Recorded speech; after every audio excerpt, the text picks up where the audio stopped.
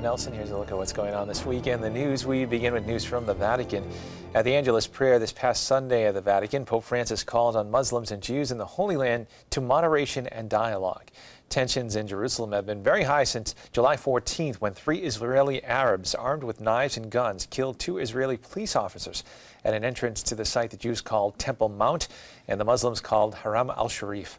The Pope asked those gathered for the midday prayer to join him in asking the Lord to inspire reconciliation and peace in the region. In his main Angelus talk on the parable of the weeds among the wheat from the Sunday Gospel reading, the Pope said that human beings are called to the difficult exercise of discernment in choosing between good and what is evil. And when they feel, which he said all people do sometimes, the Church stands ready to help with the grace of baptism and of confession. In news from around the world, the crisis in South Sudan continues to grow, with violence, famine, and drought continuing to take its toll on hundreds of thousands of people. The bishops of Sudan, in response to the suffering of their people, are calling for more international humanitarian support. Although Pope Francis announced that he would travel to South Sudan during his visit to an Anglican parish in Rome, in reality, he will not be able to go due to the high security risks.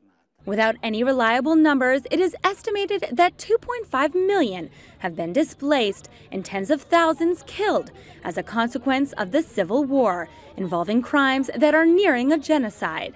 However, not only crossfire has taken lives, drought and famine have only added to the misery of the civil war.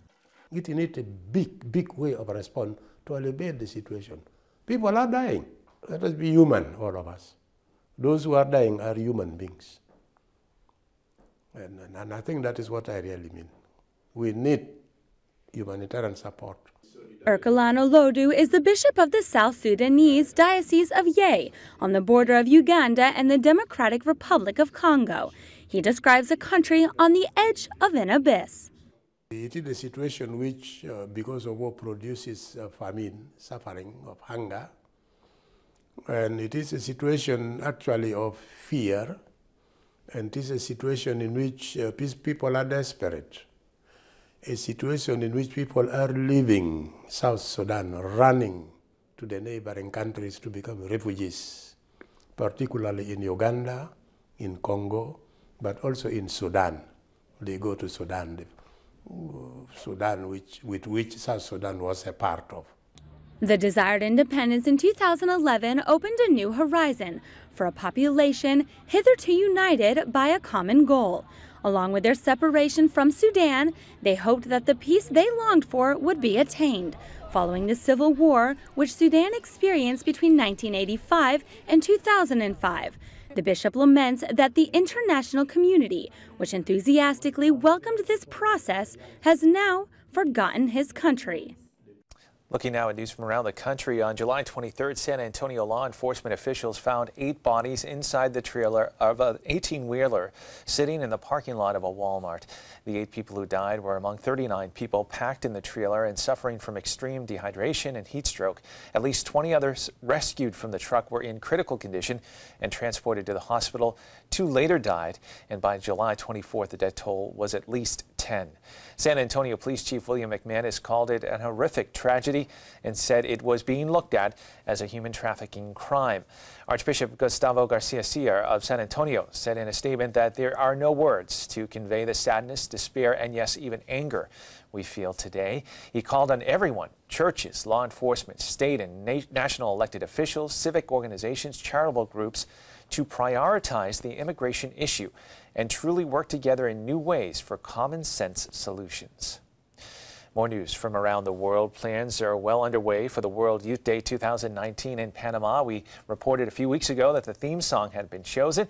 Now officials are announcing where the major activities will be taking place. Rome Reports has more from Panama.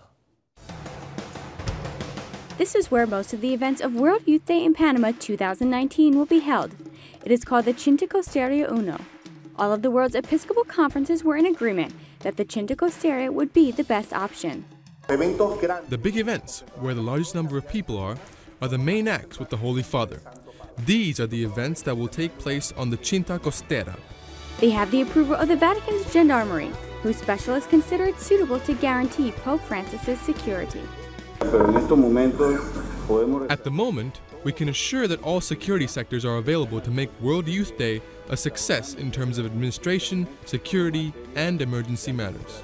World Youth Day will be held from January 22nd to 27th, 2019, and over 375,000 pilgrims are expected to attend, both national and international. And finally in the news, after examining the results of a new MRI, a U.S. neurologist said he was no longer willing to offer Charlie Gard experimental nucleoside therapy.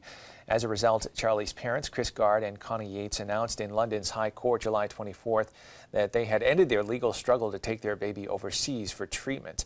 Charlie's parents, who live in London, had fought for 8 months for medical help that might have saved the life of their son, but a hospital in London had argued Charlie was beyond help and that it was not in his best interest to be kept alive, triggering a protracted legal battle.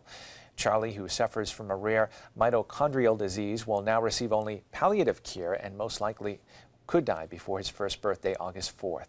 Greg Burke, director of the Vatican press office, said in a statement that Pope Francis, who had taken a personal interest in the case, is praying for Charlie and his parents and feels especially close to them at this time of immense suffering.